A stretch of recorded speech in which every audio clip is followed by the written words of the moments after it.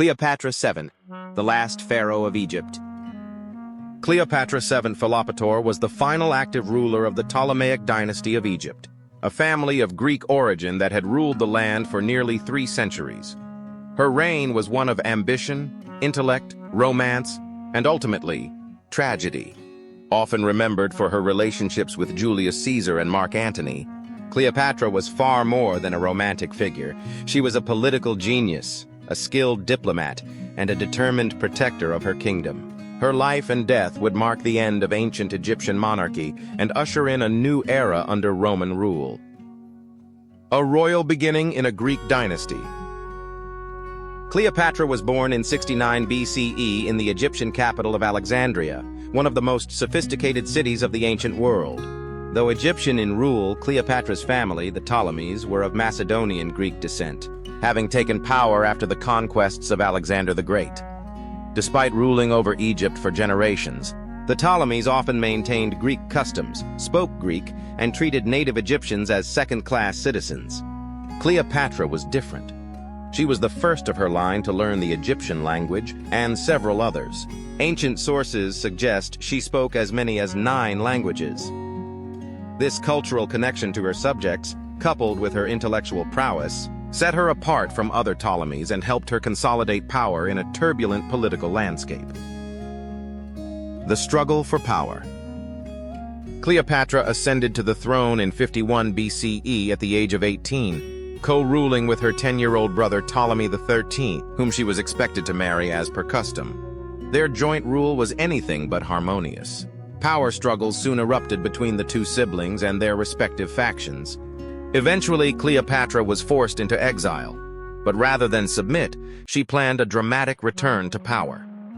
In 48 BCE, she seized her opportunity when Julius Caesar, Rome's most powerful general and politician, arrived in Alexandria while chasing his rival, Pompey.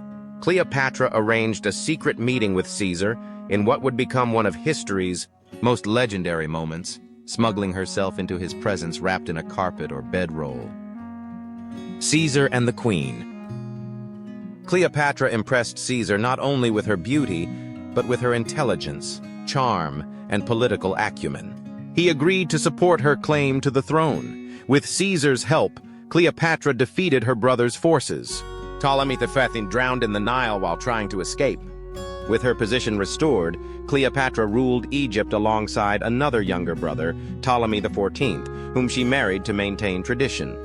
But she remained Caesar's political and romantic partner. In 47 BCE, she gave birth to Caesar's son, Ptolemy XV, Philopator Caesar, commonly known as Caesarion or Little Caesar. Cleopatra visited Rome with Caesar and lived in one of his villas outside the city. While her presence was controversial among Roman elites, Caesar treated her with great honor.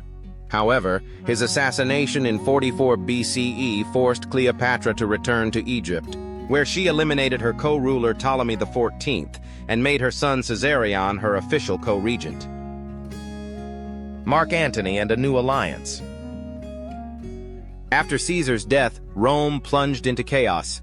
Cleopatra closely observed the rise of Caesar's former allies, Mark Antony, Octavian, later Augustus, and Lepidus.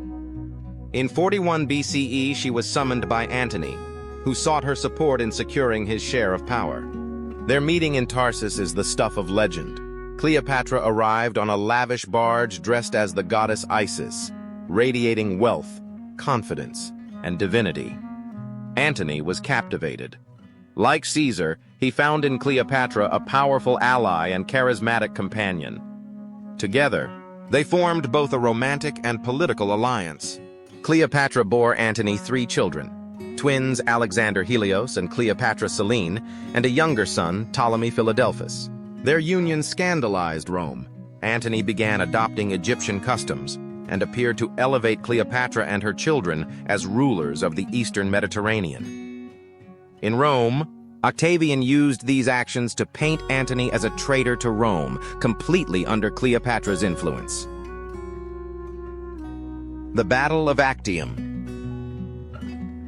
By 32 BCE, tensions between Octavian and Antony reached a breaking point. Octavian declared war, not on Antony directly, but on Cleopatra. This political maneuver allowed him to present the conflict as a defense of Rome against a foreign queen. The decisive moment came at the Battle of Actium in 31 BCE, a naval clash on the western coast of Greece. Cleopatra and Antony's combined fleet was outmaneuvered and outnumbered by Octavian's forces, commanded by his brilliant general Agrippa. In a shocking turn, Cleopatra's ships suddenly retreated mid-battle, and Antony followed.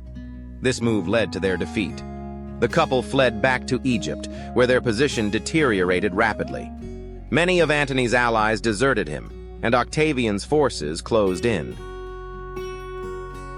Tragic ends and the death of a dynasty.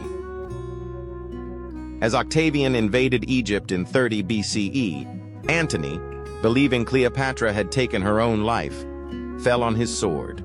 Mortally wounded, he was taken to her, and they spent a final moment together before he died. Cleopatra, now facing capture and humiliation, chose to die on her own terms. According to ancient sources, she allowed herself to be bitten by an asp, a venomous Egyptian cobra, though other accounts suggest she used poison.